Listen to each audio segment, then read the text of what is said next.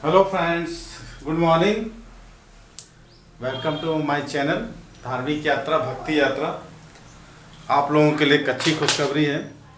वैसे तो आप लोगों को पता चल ही गया होगा कि 4 धाम यात्रा पर हाई कोर्ट ने लगी हुई पाबंदियों को हटा दिया है ना। अच्छी खबर। जी हाँ, आप सही सुन रहे हैं। हाई कोर्ट ने जो 4 धाम यात्रा पर रोक लगा दी थी उसको हाई कोर्ट ने हटा दिया है। उत्तराखंड के तीर्थप्रेमियों और लोगों के बार बार के आग्रह के बाद ये 18 सितंबर से 4 धाम की यात्रा खुल गई है। लेकिन इसमें एक चीज़ है, यदि आप भी यात्रा करने की सोच रहे हैं तो आज अपना रजिस्ट्रेशन करवा लें, क्योंकि 4 धाम की यात्रा जो है सीमित लोगों के लिए ही रखी गई है। शासन के निर्देशानुसार केदारनाथ में सिर्फ 800 यात्रियों को प्रतिदिन यात्रा की अनुमति मिली है। ये थोड़ी सी गजब चीज़ है कि जितने भी धाम हैं और भी सभी मंदिर सब खुल गए हैं। मैं तो किसी मंदिर का पार्टिकुलर नाम नहीं लेना चाहता, लेकिन सभी में इसका कोई लिमिट नहीं है, यात्रियों की संख्या का कोई लिमिट नहीं है। तो यहाँ पर भी यात्रा की संख्या का लिमिट नहीं होना चाहिए। चलिए हम आगे की यात्रा, आगे का अपना ब्लॉग चालू करते हैं। यात्रा कम से कम खुला तो सही, और खुलने के बाद अब कम से कम बाबा के धाम में जाने का परमिशन तो मिला। मैं राजकुमार तिवारी आपका स्वागत करता हूं अपने चैनल पर। मेरा एक चैनल और है, पीछे आप बोर्ड देख रहे होंगे। बार बार इसी बोर्ड में मैं ब्लॉग बनाता हूं, क्योंकि मेरा एक चैनल और है एजुकेशन से रिलेटेड। तो आप लोग उस चैनल को भी सब्सक्राइब कर दीजिए, और जो भी आपके नॉलेज में या आपके रिश्तेदारों में, दोस्तों में होगा, उनको शेयर कर दीजिए। मेरे दोनों चैनल्स हैं, एक भक्ति यात्रा की और आज कोचिंग क्लासेस, ये IIT JEE नीट का फिजिक्स केमिस्ट्री मैथ्स की क्लासेस है। तो इसको शेयर कर दीजिए। चालू करते हैं वीडियो। सबसे पहले आपको ध्यान रखना है कि आप भारतवर्ष के किस कोने में रहते हैं। तो आप भारतवर्ष के किसी भी कोने में रहें तो सबसे पहले आपको आना होता है हरिद्वार। हरिद्वार जैसे नाम से ही स्पष्ट है, हरि का द्वार, ना से नाम से ही स्पष्ट क्या है, हरिद्वार। हरिद्वार जो है, मैं पहले वीडियो में इसको बना चुका हूँ, बार बार कह चुका हूँ कि हरिद्वार जो है भारतवर्ष में किसी भी कोने में आप हो, रेल मार्ग, वायु मार्ग और सभी चीज़ों से जुड़ा हुआ है। तो यात्रा से संबंधित जानकारी देने के लिए मैं आपको बता दूं कि आप 4 धाम की यात्रा में से किसी धाम की भी यात्रा करते हैं, आपको सबसे पहले हरिद्वार आना ही पड़ता है।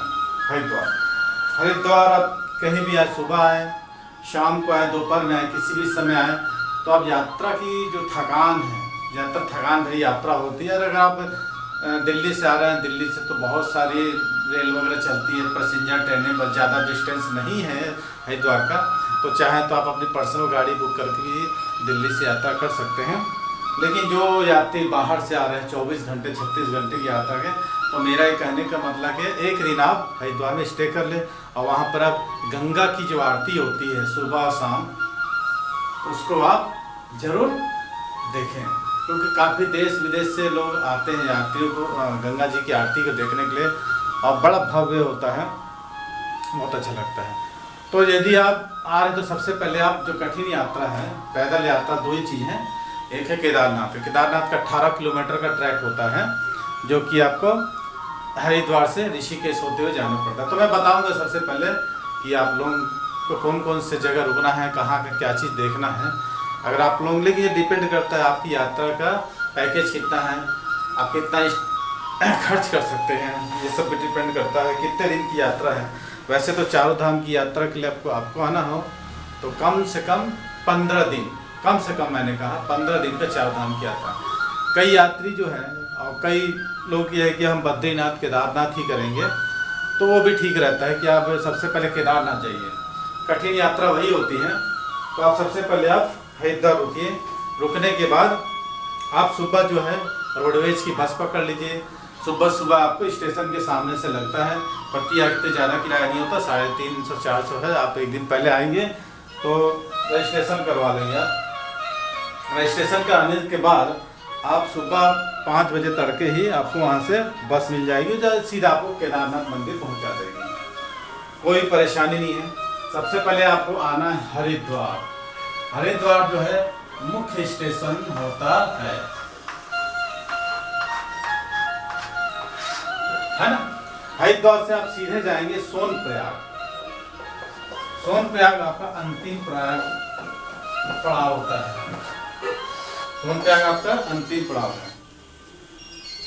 उसके बाद आगे गाड़ी नहीं जाती है, शासन द्वारा निर्धारित सीमा पर गाड़ी आगे जाती है।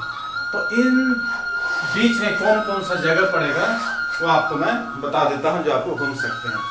तो हरिद्वार से मैदानी रास्ते से आप पहाड़ी रास्तों की ओर तय करना चालू करते हैं, तो खूबसूरत दृश्यों के साथ। पहला आता है ऋषिकेश।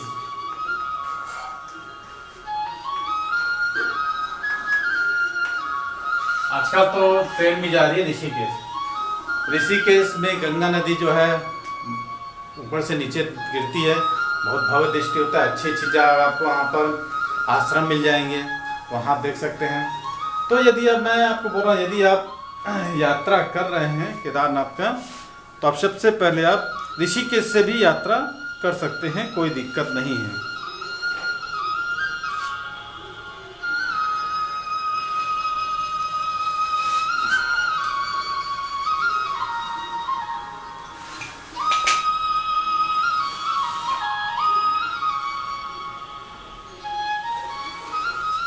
ऋषिकेश से आप जाएंगे देवप्रयाग।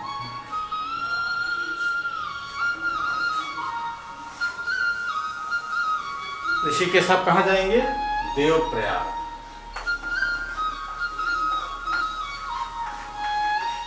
देवप्रयाग से ही गंगा जो है, गंगा नदी एक्चुअल में 5 प्रयागों से होकर निकल के लास्ट में जो है, जो भागीरथी नदी जो है, ये देवप्रयाग में मिलती है।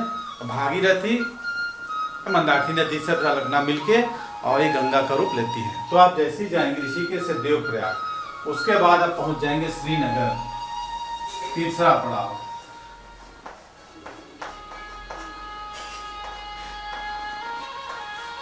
ठीक, तीसरा पड़ाव है श्रीनगर। श्रीनगर एक आप वाला श्रीनगर ही जो आप सोच रहे हैं, श्रीनगर 2 है। एक तो आपका जम्मू एंड कश्मीर में है श्रीनगर, और वो श्रीनगर और ये श्रीनगर दोनों में डिसिमिलरिटी है। वो श्रीनगर थोड़ा सा आतंक का जगह लिखा है, हमारे इंडिया का जगह, खूबसूरत सा जगह है वो भी, और ये एक श्रीनगर ये भी है।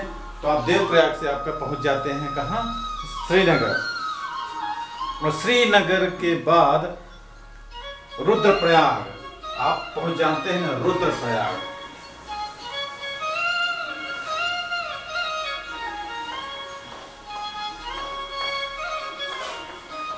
कहाँ पहुंच जाते हैं? रुद्रप्रयाग, तिलवाड़ा, अगस्त मुनि। उसके बाद पहुंच जाएंगे अब तिलवाड़ा।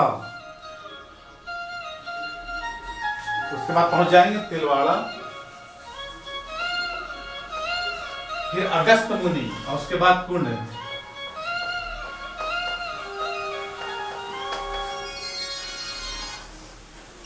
तिलवाड़ा फिर अगस्त मुनि।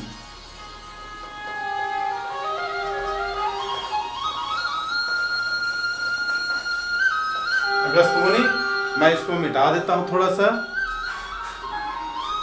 और उसके बाद कुंड पहुंच जाएंगे और गुप्त काशी।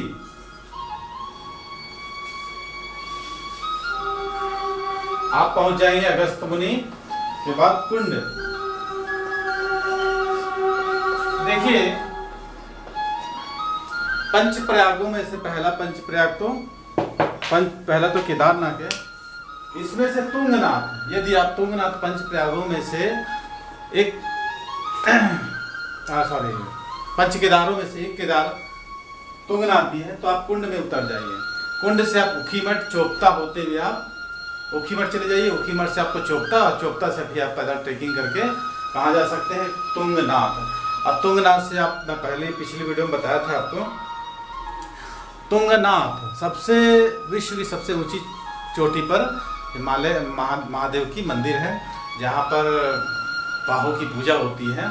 तुंगनाथ वैसे पंच केदार है, रुद्रनाथ है, मद महेश्वर है। उसका वर्णन मैं आपको पिछली वीडियो में, पिछले यहाँ पे डिस्क्रिप्शन में मैं आपको लिख दूंगा कि दूरी कितनी है, कहाँ से जाए। तो मैंने बताया, देखिए एक बार, ऋषिकेश, देवप्रयाग, श्रीनगर, रुद्रप्रयाग, तिलवाड़ा, अगस्त मुनि, कुंड पहुँच जाते हैं। अब कुंड के बाद आप गुप्तपासी, नाला, फाटा, गुप्तकाशी और फिर पहुंच जाएंगे आप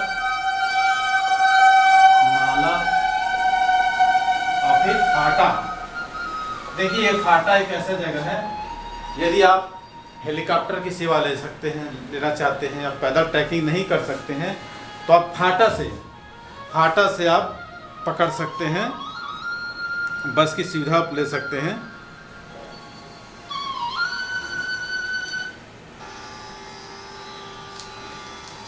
तो फाटा से आपको बस की सुविधा मिल जाएगी।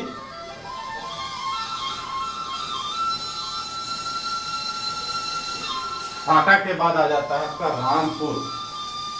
फाटा के बाद आपका आ जाता है रामपुर और सोनप्रयाग।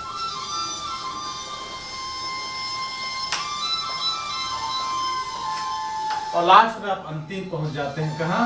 सोनप्रयाग।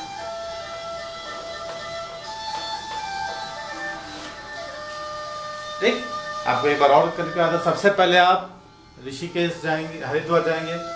हरिद्वार से आप ऋषिकेश, देवप्रयाग में मैंने बताया ये संगम है। संगम में आपको मिलेगा, यहाँ भी आप दर्शन कर सकते हैं।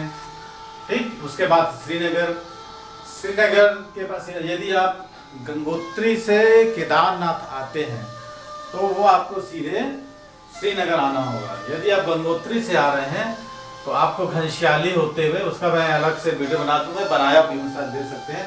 तो आपको श्रीनगर और श्रीनगर से रुद्र या फिर रुद्रप्रयाग भी आ सकते हैं। रुद्रप्रयाग होते हुए आपको आना होगा। रुद्रप्रयाग से आपको बद्रीनाथ का अलग रास्ता कट जाता है। तो हरिद्वार से आप सबसे पहले आएंगे तो ऋषिकेश, फिर देवप्रयाग, श्रीनगर, रुद्रप्रयाग, तिलवाड़ा, अगस्त मुनि, जहाँ पर अगस्त जो मुनि थे उनका भी आश्रम है। और कुंड में मैं बताया यदि आप चोपता जाना चाहते हैं, चोपता जिसको मिनी स्विट्जरलैंड बोलते हैं, तो आपको कुंड में उतरना होगा। कुंड से कम से कम ज़्यादा दूर नहीं है चोपता की, तो आप कुंड चल जाइए। उसके बाद नाला और फाटा से आपको हेलीकॉप्टर की सुविधा मिल जाएगी। अब आप रामपुर से होते सोनप्रयाग पहुंच जाएंगे। यदि आप सुबह की बस पकड़ रहे हैं तो शाम को 5 बजे तक आपको कम से कम 10-12 घंटे में, डिपेंड करता है ट्रैफिक की स्थिति पर, क्योंकि अभी जो यात्रा चालू हुआ है तो जाम की स्थिति बनी रहती है। तो यदि आप अपने वाहन में जाना चाहते हैं तो 8 घंटे 7 घंटे में पहुंचा सकते हैं। मैं बता रहा हूँ तो करेक्ट कोई समय नहीं दे सकते, लेकिन डिपेंड करता है ट्रैफिक की कंडीशन से, ये चीज़ है। तो आप ये आसानी से हम पहुँच जाएंगे सोनप्रयाग में जैसे आप पहुँचेंगे आपको ठंडता का एहसास होने लगेगा। वैसे तो अभी अक्टूबर का महीना है तो ठंड काफ़ी रहती है, तो आप अपने साथ गर्म कपड़े जो है ले जाना न भूलें। काफ़ी अभी ठंडी का एहसास होगा। खैर इसके बाद मैं भी नेक्स्ट मंथ तो मैं भी केदारनाथ जाने वाला हूँ ना। केदारनाथ और तुंगनाथ की यात्रा मेरी भी होगी। हो सकता है मैं 17-18 को निकलूँ और शरद पूर्णिमा के दिन मेरी यात्रा हो, तो मैं वहाँ से जो भी आपको यात्रा का यूट्यूब बना के वीडियो बना के अपलोड करूँगा आप लोगों के लिए। यदि आप भी जाना चाहें तो आप जा सकते हैं। और अभी समझ लीजिए भाई दूज तक मंदिर के पट खुले रहेंगे, उसके बाद भीषण बर्फबारी होती है, पूरा हिमालय और केदार क्षेत्र बर्फ से ढक जाता है, तो यात्रा बन जाती है। और 6 महीने के लिए आपको यहाँ पर ऊखी मठ में केदारनाथ बाबा के जो है पूजा होती है। ओके, तो ये आपका केदारनाथ यात्रा का मैंने संक्षिप्त वर्णन दिया है। तो आप जैसे सोनप्रयाग पहुँच जाते हैं नाइट स्टे कीजिए, वहाँ पर अच्छे से होटल बने हुए हैं। और यदि आप जाना चाहें तो वहाँ पर नाइट स्टे किए, या फिर 100 रुपये ड्रेस में डॉर्मेटरी और रूम भी मिलते हैं। नीचे आपको गद्दा लगा होता है और बढ़िया कंबल चादर सब दिया रहता है। तो आप रात में विश्राम कीजिए, सुबह तड़के आप जो है वहाँ से निकल सकते हैं। 18 किलोमीटर की पैदल ट्रैकिंग कर सकते हैं, या फिर घोड़े खच्चर सारी आपको सुविधाएँ वहाँ से मिल जाएगी। आप वहाँ पर जाइए, पवित्र केदारनाथ मंदिर में जाइए, शाम की आरती अटेंड कर दिए, वहाँ पर नाइट स्टे कीजिए। वहाँ भी आपको 1000-1200 में अच्छे से कमरे वगैरह मिल जाते हैं बाबा के धाम के सामने में ही। अब आप रात्रि विश्राम करके रात्रि में बाबा जी का भव्य दृश्य, मनोरम दृश्य, और ऐसा लगेगा आपको कि हवा यहाँ से स्वर्ग की हो जाती है। स्वर्ग से यहाँ हवा नहीं आती है, बल्कि बाबा के धाम से हवा जो है स्वर्ग की जाती है। ये आपको एक अद्भुत रोमांच का अनुभव होगा और भक्ति भाव से परिपूर्ण होंगे। वहाँ पर अलग ही दुनिया में चले जाएंगे। ये तो मैं नहीं कहता, क्योंकि मैं तो हर साल जाता ही हूँ। वहाँ आप आ जाएंगे, खुद एक आप अनुभव करेंगे, अनुभव करके आप शेयर करेंगे लोगों को, ये बता सकते हैं कि मैंने पवित्र केदारनाथ धाम की यात्रा की है। तो ये आपका रास्ता है। रास्ते में देखिए आपको बहुत अच्छे अच्छे रास्ते मिलेंगे, पर्वतीय क्षेत्रों से भरा हुआ दृश्य मिलेगा, जगह जगह छोटे छोटे ढाबे मिलते हैं, ढाबे में आप नाश्ता पानी करते जाइए, उसका खाने पीते का आनंद अलग होता है। यहाँ पे एक 3 धारा पड़ता है, 3 धारा में बहुत बड़े शंकर जी की मूर्ति भी है, वहाँ पर बस वाले जरूर होते हैं। वहाँ पर खीरा ककड़ी जो है, जो भी आसपास के जो गांव वाले हैं जो छोटे छोटे ढाबा वगैरह लगा रहते हैं, आप वहाँ खाइए, जरूर खाइए। वहाँ अपने साथ मत ले जाइए, उनके बेचारे तो नहीं बोल सकते क्योंकि सबको जीविका का पालन है। तो वहाँ आप जाइए और वहाँ पर खाइए पिए और दर्शन कीजिए।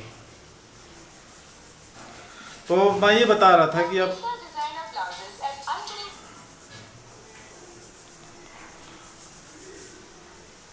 थोड़ा सा वीडियो को मैं रोक रहा हूँ।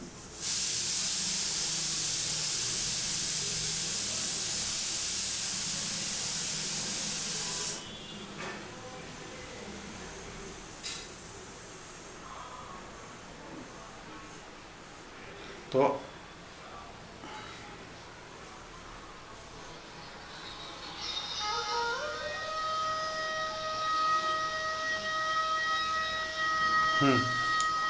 ये हो गया आपका। तो वहाँ रुकिए, रात में बाबा केदारनाथ के धाम में बर्फबारी होती है, उसका अलग ही आनंद है। हाँ, एक चीज़ मैं कहना भूल गया, वहाँ पर आपको लगेगी कि तीखी धूप है, देखिए सडनली अचानक ऐसी भारी बारिश हो जाती है, भारी बारिश से टेम्परेचर सडनली डाउन हो जाता है, टेम्परेचर गिर जाता है। तो आप ये ना देखें कि ऊपर जो है खिली धूप खिली हुई है, बस कभी भी मानसून आ जाते हैं, बादल लग जाते हैं। आप देखेंगे इस पहाड़ी में तो उस पहाड़ी से आपको बिल्कुल मानसून दिखेगा, थोड़ी देर में पूरा मानसून की चपेट में आ जाता है। तो ऐसा डरने की कोई बात नहीं, मैं आपको डरा नहीं रहा हूँ, आपको सचेत कर रहे हैं कि आप वहाँ पर रेनकोट अच्छी क्वालिटी के जरूर रखें और गर्म कपड़ा रखना न भूलें। पहली बार जब मैं दूसरी बार गया था तो सिर्फ मेरे पास एक जैकेट थी, बाकी कुछ रखना मैं भूल गया था। बड़ी लिंचोली के पास काफ़ी ज़्यादा भारी बारिश हो गया था, काफ़ी लोग बैठे हुए थे, डर गए थे। खैर हम तो जान रहे थे कि बारिश का दौर थोड़ी देर में समाप्त हो जाएगा। तो फिर रात को कम से कम हमारे साथ हमारी माता जी भी थी, तो हम लोगों ने धीरे धीरे करते हुए शाम को 6 बजे तक बड़ी लिंचोली के पास पहुँचे। थोड़ा सा आगे बढ़े तो भारी बारिश होने लगी, 2-3 घंटे अच्छी बारिश हुई और उसके बाद फिर काफ़ी लोग डर गए थे। तो एनडीआरएफ की टीम आई, फिर वहाँ से बड़ी लिंचोली लेके गए, फिर वहाँ से गद्दा रजाई दी, खाना पीना दिए, रात नाइट स्टे करके फिर हमने दूसरे दिन केदारनाथ को यात्रा तय की। तो वहाँ थी धीरे धीरे चली, वो भी पैदल चली, यात्रा करी। तो आप लोग भी जा सकते हैं, तो कोई इसमें घबराने की बात नहीं है, बस अपने साथ जरूरी सामान रख लें और वहाँ पर खाते पीते हुए पेट खाली न रखें, पीते हुए चले। और वहाँ पर जो वाटर सोर्सेस होता है, पानी जो झरने से गिरते रहते हैं, उस पानी को नहीं पिए, काफ़ी ठंडा होता है। अपने साथ गर्म पानी रख लें, आप गर्म पानी में थोड़ा सा मीडियम पानी पीते हुए आप चले जाएं। तो यात्रा का आप सुखद अनुभव कर सकेंगे। बाबा के धाम में जाइए, रात भर रुकें, उनकी आरती का दर्शन कीजिए या सुबह की आरती कीजिए। और आरती अगर पंच केदार आप जाना चाहें तो वहाँ से आप सीधे दूसरे दिन बस पकड़ सकते हैं और बस पकड़ के आप कुंड उतर जाइए, है ना। अब कुंड उतर के आप चले जाइए वहाँ से ऊखीमठ। ऊखीमठ एक बहुत अच्छा एरिया होता है, मार्केट वगैरह लगी रहती है। तो वहाँ से ऊखीमठ से चोपता जिसे मिनी स्विट्जरलैंड बोलते हैं, वहाँ आप देखिए, घूमिए करिए, बड़े बड़े बुग्याल होते हैं, घास के मैदान होंगे, आपको एक अलग ही दुनिया मिलेगा।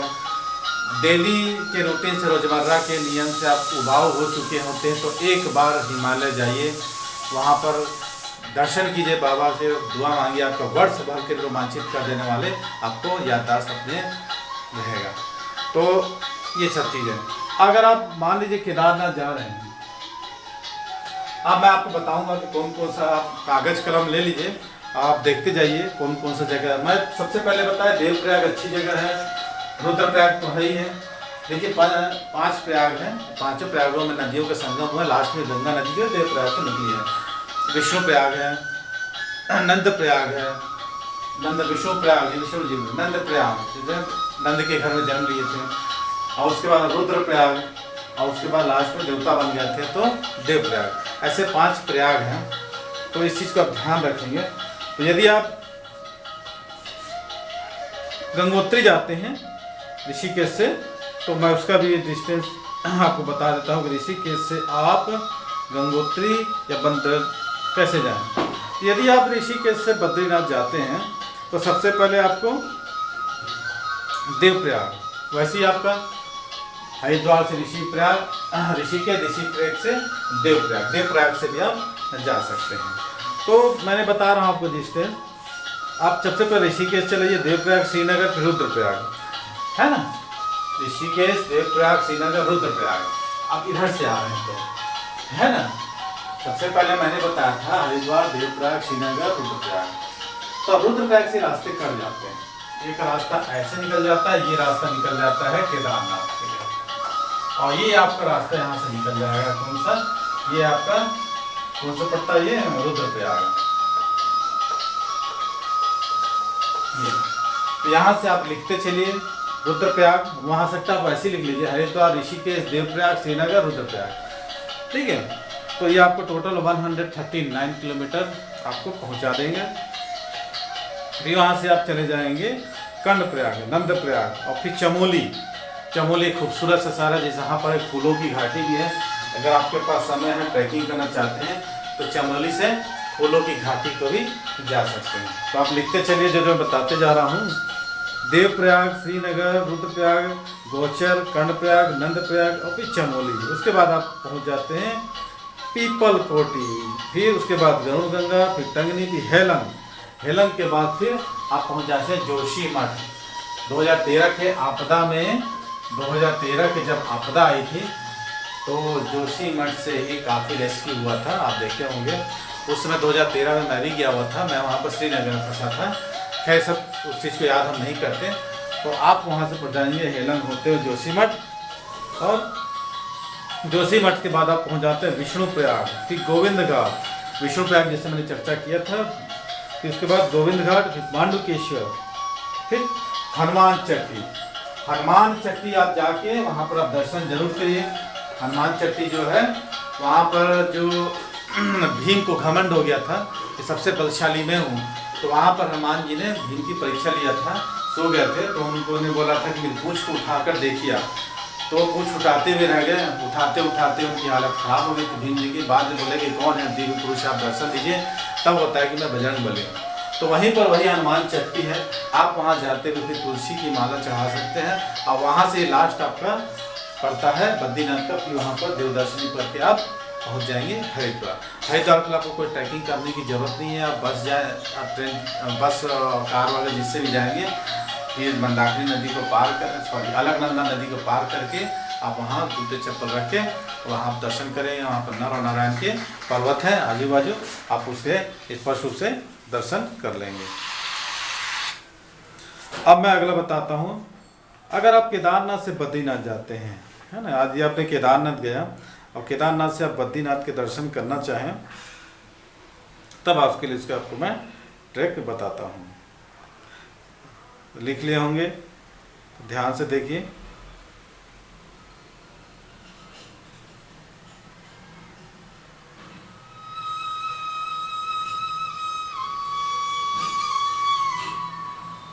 ठीक है, केदारनाथ से सबसे पहले गरुड़ चट्टी मैंने बताया था आपको। 18 किलोमीटर का जो ट्रैक होता है, गरुड़ चट्टी, भीमभरी और रामबाड़ा, ये सब पड़ता है। तो सबसे पहले गरुड़ चट्टी से आप पहुंच जाएंगे कहाँ पर? गौरीकुंड, और गौरीकुंड से आप पहुंच जाएंगे सोनप्रयाग, फिर फाटा, फिर गुप्तप्रयाग, फिर रुद्रप्रयाग से वैसे ही आएंगे आप। रुद्रप्रयाग से आप आ जाएंगे गोचर। माने आप जैसे केदारनाथ से हरिद्वार आ गए, ऋषिकेश, देवप्रयाग, श्रीनगर, रुद्रप्रयाग से आप गोचर चले जाएंगे। अभी मैंने बताया था, है ना, सॉरी, मैंने इधर से बताया सोनप्रयाग, है ना। तो गरुड़ चट्टी, गौरीकुंड, सोनप्रयाग, फाटा, गुप्त काशी, अगस्त मुनि से रुद्रप्रयाग, है ना। अभी मैंने इसका बताया था।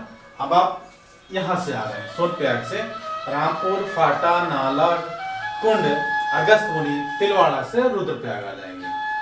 ये केदारनाथ से, यदि कई लोग क्या करते हैं, केदारनाथ और बद्रीनाथ के दर्शन करते हैं, तो केदारनाथ के रास्ता मैंने बता दिया था। आप हरिद्वार से केदारनाथ, रामपुर आएंगे, अगस्त सोनप्रयाग रुकेंगे। अब अगर मान लो आपको बद्रीनाथ जाना है, तो आप सोनप्रयाग और रामपुर, फाटा, नाला, कुंड, अगस्त्यमुनि, तिलवारा, रुद्रप्रयाग। रुद्रप्रयाग से मैंने बताया था 2 रास्ते कटते हैं। या आप हरिद्वार से जाएं तो रुद्रप्रयाग से चले जाएंगे बद्रीनाथ, या फिर आप केदारनाथ से आए तो भी रुद्रप्रयाग से आपका रास्ता कटता है। फिर आप पहुंच जाएंगे गौचर, लिखते जाइए, गौचर पहुंच जाएंगे, फिर कर्णप्रयाग, फिर नंदप्रयाग, फिर चमोली, फिर पीपलकोटी, फिर गरुड़ गंगा, फिर टंगनी, फिर हेलन, फिर जोशीमठ, विष्णुपाद, फिर गोविंद घाट, पांडुकेश्वर, वाचोटी, बद्रीनाथ पहुंच जाएंगे। तो ये सब रास्ते हैं हरिद्वार से केदारनाथ से। तो दोनों ही रास्ते में आपको ये रास्ता जो है, ये ऐसा मैं बता रहा हूँ, ये केदारनाथ और ये चले जाता है यहाँ से रुद्रप्रयाग से आपको बद्रीनाथ। तो चाहे तो आप पहले केदारनाथ चले जाइए, फिर रिटर्न में आप चले जाइए कहाँ, बद्रीनाथ। या फिर कई लोग क्या करते हैं कि जल ले जाते हैं। सबसे पहले आप वहाँ गंगोत्री से जल लेके तब केदारनाथ जाएंगे, तो उसका रास्ता भी मैं आपको बता देता हूँ। तो सबसे पहले ऋषिकेश आपका होके पड़ा होता है, हरिद्वार के बाद ऋषिकेश, उसको भी लिखते जाइए। मैं बता देता हूँ कि आपको कौन कौन से रास्ता में आपको जा सकते हैं।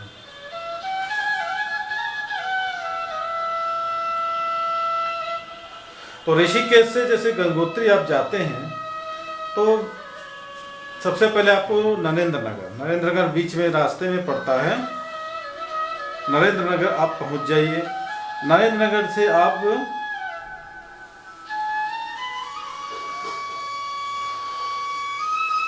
नरेंद्र नगर कहाँ पर जाइए, नरेंद्र नगर, और वहां से चंबा, फिर टिहरी, फिर धारासू, फिर उत्तरकाशी पहुंच जाएंगे। उत्तरकाशी में डोडा नाम एक जगह है जहाँ पर एक बहुत बड़ा तालाब है, और वहीं पर गणेश जी हुए थे, जहाँ पर माता पार्वती ने अपने उबटन से गणेश जी को जन्म दिया था। तो वहाँ पर एक जिस तालाब है, मतलब जहाँ पर पार्वती माँ नहाती थी, वहाँ पर अगर एक भी पत्ती गिर जाते तो वहाँ के जो पक्षी रहते हैं पत्ती को निकाल के बाहर करते हैं। तो उस जो कुंड है पानी कितना साफ स्वच्छ रहता है, तो चाहे तो आप उत्तरकाशी से डोडा नल भी जा सकते हैं। तो मैंने बताया चंबा टिहरी होते हुए आप उत्तरकाशी पहुँच जाते हैं, और फिर उत्तरकाशी के बाद आप पहुँच जाएंगे बहुत अच्छे सीन देखते हुए लंका चट्टी, भैरव घाटी, और बीच में हर्षिल पड़ता है, गंगनानी पड़ती है। मैंने आपको पिछले वीडियो में बताया था उत्तरकाशी से गंगनानी में आपका गर्म पानी का स्रोत है, फिर हर्षिल, फिर भैरव चट्टी, ये सब होते हुए आप गंगोत्री पहुंच जाएंगे। ये आपका, तो सबसे पहले आप इधर से गंगोत्री चले जाइए। आप गंगोत्री से यदि आप केदारनाथ आते हैं तो आपको उत्तरकाशी से होते हुए घनश्याली होते हुए आप श्रीनगर और फिर रुद्रप्रयाग, और रुद्रप्रयाग से फिर वही केदारनाथ के रास्ते में। तो उसका रास्ता भी मैं आपको बता देता हूँ, आप लिखना चाहें तो लिख सकते हैं। गंगोत्री में भैरव घाटी, फिर लंका चट्टी पहुँचाएंगे, फिर हर्षिल, मैंने हर्षिल का बताया था, शिव की खेती होती है, फिर गंगनानी, फिर भटवाड़ी, फिर उत्तरकाशी। कहाँ जाएंगे सबसे पहले, भैरव घाटी, लंका चट्टी, हर्षिल, गंगनानी, भटवाड़ी, फिर उत्तरकाशी। उसके बाद धरासू आ जाएंगे, वहाँ पर टिहरी में सबसे बड़ा डैम अभी चल रहा है। टिहरी से जैसे आप पहुँचेंगे वहाँ पर गंगा नदी का बहुत बड़ा डैम मिलता है, उसको आप देखना ना भूलें। यदि आप निजी वाहन से जा रहे हैं तो ये सब चीज़ें पॉसिबिलिटी है। यदि आप बस में जाएंगे तो सीधा लेके जाएगा। तो टिहरी आप पहुँच जाते हैं, और टिहरी के बाद घनश्याली, चिरबटिया, फिर तिलवाड़ा पहुँच जाएंगे, अगस्त्यमुनि, कुंड, गुप्तकाशी, फिर नाला, और फिर फाटा, फिर रामपुर, सोनप्रयाग से गौरी कुंड, नामबाड़ा और गरुड़ चट्टी होते आप केदारनाथ पहुंच जाएंगे। थोड़ा सा वीडियो को लंबा ना करके जल्दी बोल दिया मैं, तो चाहो आप धीरे धीरे लिख भी सकते हैं। तो मैंने बताया कौन सा रास्ते।